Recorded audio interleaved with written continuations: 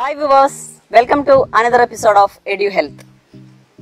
നമ്മൾ മലയാളികൾക്ക് ഒഴിച്ചുകൂടാനാവാത്ത ഒരു ഓയിൽ തന്നെയാണ് വെളിച്ചെണ്ണ. ഇന്നാണെങ്കിൽ അതിന് ഒരുപാട് കോൺട്രവേഴ്സീസ് നടന്നുകൊണ്ടിരിക്കുകയാണ്. വെളിച്ചെണ്ണ കൊളസ്ട്രോൾ കൂട്ടും, ഹാർട്ട് ഡിസീസ് കൂട്ടും, അങ്ങനെ പലവിധം. ഇതിനെ പറ്റിയുള്ള ഒരു സത്യാവസ്ഥ കണ്ടെത്തലാണ് ഇന്നത്തെ എപ്പിസോഡ് നിങ്ങളുമായി പങ്കുവയ്ക്കുന്നത്. ഫാറ്റിന് ഒരുപാട് ദോഷങ്ങളുള്ള പോലെ തന്നെ ഗുണങ്ങളും ഏറെയാണ്. നമ്മുടെ തലച്ചോറിന്റെ പ്രവർത്തനം, അതുപോലെ സെൽ വാളിന്റെ പ്രവർത്തനത്തിന്, സെൽ വാൾ ഉണ്ടാക്കുന്നതിന്, കാപ്പിലറീസ് ഉണ്ടാകുന്നതിന്, അതുപോലെ നമ്മുടെ സ്കിന്നിന് അതിൻ്റെതായ നല്ലൊരു ടോൺ നൽകുന്നതിന്, ഇതിനെല്ലാം ഫാറ്റ് അത്യന്താപേക്ഷിതമാണ്. അതുപോലെ തന്നെ നമ്മുടെ ഫാറ്റ് സോലുബിൾ വൈറ്റമിൻസ് ആയിട്ടുള്ള vitamin A, vitamin D, vitamin E and vitamin K, ഇതിനെല്ലാം ബോഡിയിൽ ഒരുപാട് പ്രവർത്തനമുള്ളതാണ്.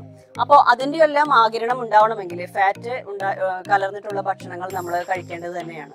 ഏകദേശം ഒരു 30-35 വർഷങ്ങൾക്ക് മുമ്പ് നമ്മുടെ കേരളത്തിൽ ഏറ്റവും അധികം ഉപയോഗിച്ചിരുന്ന എണ്ണ എന്ന് പറയുന്നത് വെളിച്ചെണ്ണ തന്നെയാണ്.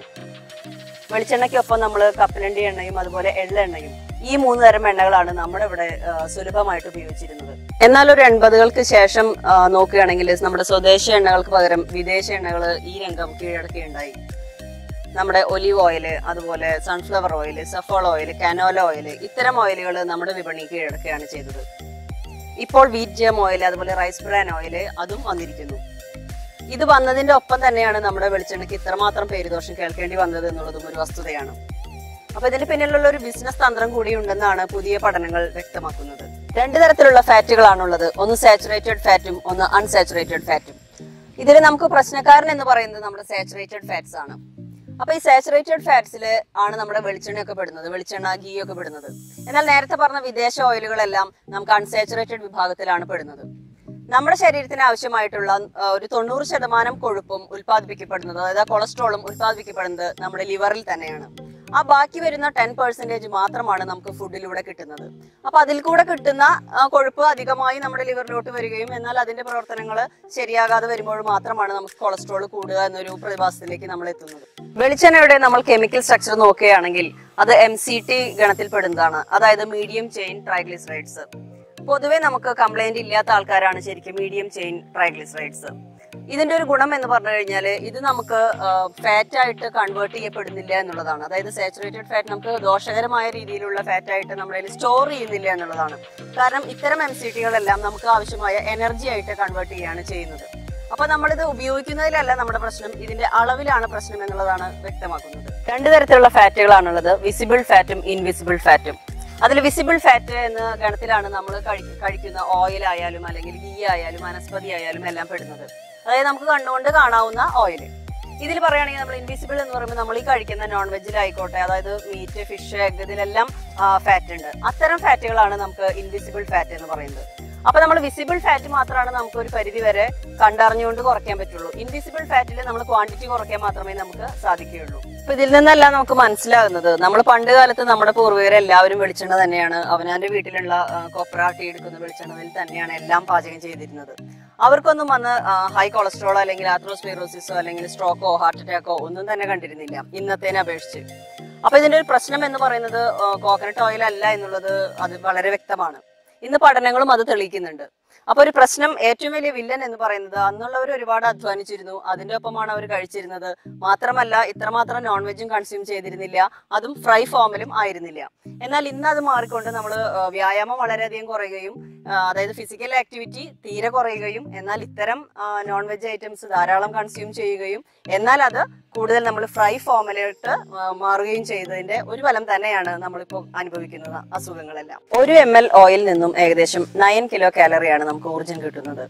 അതായത് ഒരു 5 ml ഒരു സ്പൂണിൽ എടുക്കുകയാണെങ്കിൽ ഏകദേശം നമുക്ക് 45 കിലോ കാലറി നമുക്ക് അതിൽ നിന്ന് ഊർജ്ജം ലഭിക്കുന്നുണ്ട്. എന്ന് പറയുകയാണെങ്കിൽ നമ്മുടെ മലയാളികൾക്ക് ഒരു പൊതുവെ ഒരു സ്വഭാവമുണ്ട്, വളരെ നല്ലതാണ് എന്നുള്ളൊരു ന്യൂസ് ഒന്നിനെ പറ്റി വന്നു കഴിഞ്ഞാൽ കൂടുതലായിട്ട് അത് ഉപയോഗിക്കുക എന്നുള്ള ഒരു പ്രശ്നം തന്നെയാണത്. കാരണം നമ്മൾ ഇത്തരം ഓയിലുകൾ, അതായത് റിഫൈൻഡ് ആയിട്ടുള്ള പല ഓയിലുകളും വരുമ്പോൾ നമ്മൾ നമ്മുടെ കോക്കനട്ട് ഓയിലിനെ മാറ്റി നിർത്തിക്കൊണ്ട് ഇത്തരം ഓയിലുകൾ ഒരുപാട് ഉപയോഗിക്കുന്നതായിട്ട് കാണുന്നുണ്ട്. ഇതില് കോക്കനട്ട് ഓയിലിന് നമുക്ക് ശ്രദ്ധിക്കേണ്ട കാര്യങ്ങളിൽ പറയുകയാണെങ്കിൽ ഒന്നാമതായിട്ടുള്ളത് നമ്മുടെ കുക്കിംഗ് മെത്തേഡിലുള്ള പ്രശ്നമാണ് ഇത്രയും കോക്കനട്ട് ഓയിലിനെ മോശമാക്കുന്നത്. ഏതൊരു ഓയിലും ഒരു ബേണിംഗ് പോയിന്റ് കഴിഞ്ഞതിന് ശേഷം അതിൽ നിന്നുള്ള ഫ്യൂംസ് വന്നു തുടങ്ങി കഴിഞ്ഞാൽ അപ്പോഴാണ് ആ ഓയിലിനെ അത് കാർസിനോജനിക് ആയി മാറുന്നത്. അതായത് ക്യാൻസറസ് ഉണ്ടാക്കാവുന്ന രീതിയിലുള്ള ദോഷഫലങ്ങൾ അത് പ്രദാനം ചെയ്യുന്നത്. നമ്മുടെ ഏകദേശം സൗത്ത് ഇന്ത്യൻ ഡയറ്റ് മുഴുവൻ എടുക്കുകയാണെങ്കിൽ നമ്മൾ എല്ലാ കറികളുടെയും അവസാനം ഒന്നുകിൽ അത് കടുക് പൊട്ടിക്കുകയോ അല്ലെങ്കിൽ ഉള്ളി താളിക്കുകയോ ചെയ്യുന്നുണ്ട്. ഈ ഒരു പ്രശ്നമാണ് കോക്കനട്ട് ഓയിലിലും വരുന്നത്. അപ്പൊ ഇത് ചെയ്യുമ്പോൾ നമ്മൾ ആ ഫ്യൂമിങ്ങിനോട് കാരണമാവുകയും അത് കഴിഞ്ഞതിന് ശേഷമാണ് നമ്മളൊന്ന് കടുകോ അല്ലെങ്കിൽ ഉള്ളിയോ ഇടുന്നത്. എന്നാലാണ് നമ്മുടെ അമ്മമാർക്ക് അതൊരു സാറ്റിസ്ഫാക്ഷൻ കിട്ടുന്നുള്ളൂ. അപ്പൊ അത് കഴിഞ്ഞ് വരുന്ന അത് ഇട്ടിട്ടുള്ള എന്ത് കറികൾ കഴിക്കുമ്പോഴും നമുക്ക് അതിന്റെ ആ കാർസിനോജനിക് കണ്ടന്റ് ഉണ്ടാകും. വെജിറ്റേറിയൻ ഗീ എന്നറിയപ്പെടുന്ന വനസ്പതി ആകട്ടെ ഉണ്ടാക്കുന്നതിൽ നമ്മൾ ഹൈഡ്രജൻ അയൺസ് ആഡ് ചെയ്യുന്നുണ്ട്. ഇത് നമുക്ക് നമ്മുടെ ട്രാൻസ് ഫാറ്റ്, അതായത് ബാഡ് കൊളസ്ട്രോൾ കൂട്ടുന്നതിനും നമ്മുടെ HDL നല്ല കൊളസ്ട്രോൾ കുറയ്ക്കുന്നതിനും കാരണക്കാരനാവുന്നുണ്ട്. ഇതിന്റെ അമിതമായ ഉപയോഗം കാരണക്കാരനാവുന്നുണ്ട്. ഉപയോഗിച്ച ഓയിലുകൾ വീണ്ടും വീണ്ടും ഉപയോഗിക്കരുത് എന്ന് നമ്മൾ കേട്ടിട്ടുണ്ട്. നമ്മളുടെ വഴിവെക്കൽ വിൽക്കാറുള്ള നമ്മുടെ കായോ അല്ലെങ്കിൽ ബജ്ജി വറക്കുന്നത് അത്തരം കടകളിൽ ഉള്ള പാചകം ചെയ്ത ഭക്ഷണങ്ങൾ വീണ്ടും വീണ്ടും ഉപയോഗിച്ച ഓയിലുകളിൽ ഉണ്ടാക്കുന്നവയാണ്, അവ നമുക്ക് ക്യാൻസറസ് ആണ് എന്നെല്ലാം നമ്മൾ കേട്ടിട്ടുണ്ടാവും. ഇതിനൊരു കാരണം ഇത്തരം ഓയിലുകളെല്ലാം റിഫൈൻഡ് ഓയിലുകളാണ് ഉപയോഗിക്കുന്നത്. നമ്മുടെ കൊപ്ര ആട്ടിയെടുക്കുന്ന, അതായത് കൂടുതൽ പ്രഷർ കൊടുത്തുകൊണ്ട് അതിൽ നിന്ന് കൊപ്രയും തേങ്ങയും ഞെക്കിക്കൊണ്ട് എടുക്കുന്ന എണ്ണയല്ല റിഫൈൻഡ് ഓയിൽസ്. റിഫൈൻഡ് ഓയിൽസ് ഉണ്ടാക്കുന്നതിൽ ഒരു 15ൽ പരം കെമിക്കൽ സബ്സ്റ്റൻസസ് ആഡ് ചെയ്യുന്നുണ്ട്. ഇതിനൊരു സ്പെഷ്യൽ സ്മെല്ല് ഇല്ല എന്നുള്ളത് കൊണ്ട് തന്നെയാണ് ഇത് മിക്ക പദാർത്ഥങ്ങൾ ഉണ്ടാക്കുന്നതിനും ഉപയോഗിക്കുന്നത്. കാരണം കോക്കനട്ട് ഓയിലിന് അതിൻ്റെതായ ഒരു സ്മെല്ലുണ്ട്, എള്ളെണ്ണ ആയാലും അതിൻ്റെ സ്മെല്ലുണ്ട്, മസ്റ്റാർഡ് ഓയിലിനും അതിൻ്റെതായ ഒരു സ്മെല്ലുണ്ട്. എന്നാൽ റിഫൈൻഡ് ഓയിലുകൾക്ക് അതിൻ്റെതായ ഒരു പ്രത്യേക സ്മെല്ലില്ല. അതുകൊണ്ട് തന്നെ ഇത് എന്ത് പദാർത്ഥങ്ങൾ ഉണ്ടാക്കുന്നതിനും യൂസ് ചെയ്യാവുന്നതാണ്. എന്നാൽ ടേസ്റ്റും കൂടുതലായിരിക്കും. അപ്പോൾ ഇത്തരം റിഫൈൻഡ് ഓയിൽസ് യൂസ് ചെയ്തുകൊണ്ട് വീണ്ടും വീണ്ടും റീയൂസ് ചെയ്യുമ്പോൾ ഇത് കാർസിനോജനിക് ആവുന്നുണ്ട്.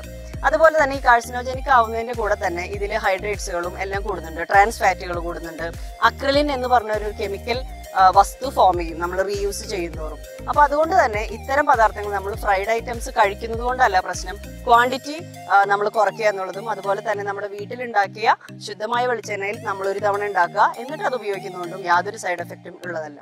അപ്പോൾ റീയൂസ് ചെയ്യുന്ന വെളിച്ചെണ്ണ ഉപയോഗിക്കുന്നത് മൂലം നമുക്ക് പുകയില ഉപയോഗിച്ച് എത്രമാത്രം നമുക്ക് അതിന്റെ കാഠിന്യമായ അവസ്ഥയിലേക്ക് എത്തും, അതിന് ഈക്വലന്റ് ആണ് ഈ റീയൂസ് ചെയ്യുന്ന വെളിച്ചെണ്ണ വീണ്ടും വീണ്ടും നമ്മൾ ഉപയോഗിച്ചുള്ള പദാർത്ഥങ്ങൾ കഴിക്കുന്നത്. അപ്പൊ എത്രമാത്രം സീരിയസ് ആണ് അത് എന്നുള്ളത് ഓർക്കുക. നമ്മളെപ്പോഴും പറയാം, ഇപ്പൊ വന്നല്ലോ ഈ വിദേശ ഓയിലുകൾ നമ്മൾ ധാരാളം ഉപയോഗിക്കുന്നുണ്ടല്ലോ ഇപ്പോ. പക്ഷെ ഈ വിദേശ ഓയിലുകൾ ആരും ഇത്രമാത്രം ബേണിംഗ് പോയിന്റ് ഓഫ് ഫ്യൂമിംഗ് വരാനായിട്ടോ അവരെ അനുവദിക്കുന്നില്ല. അവരുടെ പ്രൊഡക്റ്റുകളിലെല്ലാം അത് സാലഡ് ഡ്രസ്സിങ്സ് ആയിട്ടോ അല്ലെങ്കിൽ അത് ചൂടാക്കാതെ തന്നെ അതിന് മീത് സ്പ്രെഡ് ചെയ്യുകയും മാത്രമേ ചെയ്യുന്നുള്ളൂ. എന്നാൽ നമ്മൾ ഇന്ന് അവിടെ ഉപയോഗിക്കുന്ന ഒലീവ് ഓയിൽ ആയിക്കോട്ടെ, കനോല ഓയിൽ ആയിക്കോട്ടെ, എല്ലാം നമ്മൾ കുക്കിംഗ് മെത്തേഡ് എന്ന് പറയുന്നത് നമ്മുടെ വെളിച്ചെണ്ണ യൂസ് ചെയ്യുന്നത് പോലെ തന്നെയാണ്. ഇത് നമുക്ക് ദോഷം ആണ് ഉണ്ടാക്കുന്നത് ഗുണത്തേക്കാളേറെ. അതിലെ ഗുണമുള്ള വസ്തുക്കൾ നമുക്ക് ഉപയോഗിക്കാൻ സാധിക്കാതെ വരികയും എന്നാൽ അതിന്റെ ഈ ചൂടാക്കുന്നത് മൂലമുള്ള പ്രശ്നങ്ങൾ നമുക്ക് ഉണ്ടാവുകയുമാണ് ചെയ്യുന്നത്. ഇതിനപേക്ഷിച്ച് നോക്കുമ്പോൾ ഏറ്റവും നല്ലത് സാധാരണ നമ്മുടെ വെളിച്ചെണ്ണയെക്കാളും കുറച്ചുകൂടി നല്ലതെന്ന് പറയാൻ പറ്റുന്നത് നമ്മുടെ വെളിച്ചെണ്ണയിൽ തന്നെ ഉണ്ടാക്കുന്ന വെർജിൻ കോക്കനട്ട് ഓയിൽ കേട്ടിട്ടുണ്ടാവും. അതാണ് കുറച്ചുകൂടി നല്ലത്. 2 തരത്തിൽ നമുക്ക് വെർജിൻ കോക്കനട്ട് ഓയിൽ ഉണ്ടാക്കാം. ഒന്ന്, നമ്മുടെ തേങ്ങ പാല് പിഴിഞ്ഞിട്ട് ആ പാല് കാച്ചി വറ്റിച്ചതിലത്തെ വെള്ളം വറ്റിച്ച് ഉണ്ടാക്കുന്നതാണ് സാധാരണ വീട്ടിലുണ്ടാക്കുന്ന രീതി.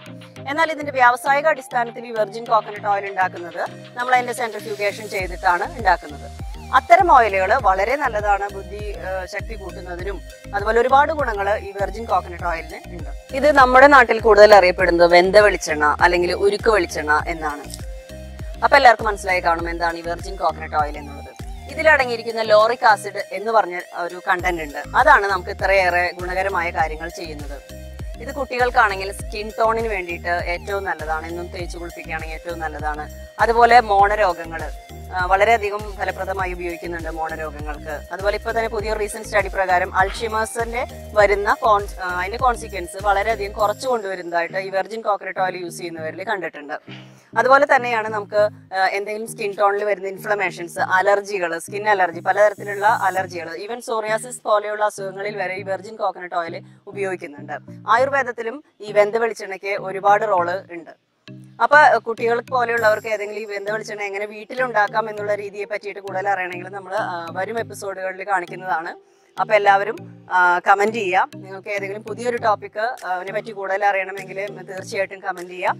അപ്പോൾ മറ്റൊരു ടോപ്പിക്കുമായിട്ട് അടുത്ത ആഴ്ചയിൽ കണ്ടുമുട്ടാം. അതുവരേക്കും ദിസ് ഇസ് അംബ്ലിക്കയും signing off from Edu health.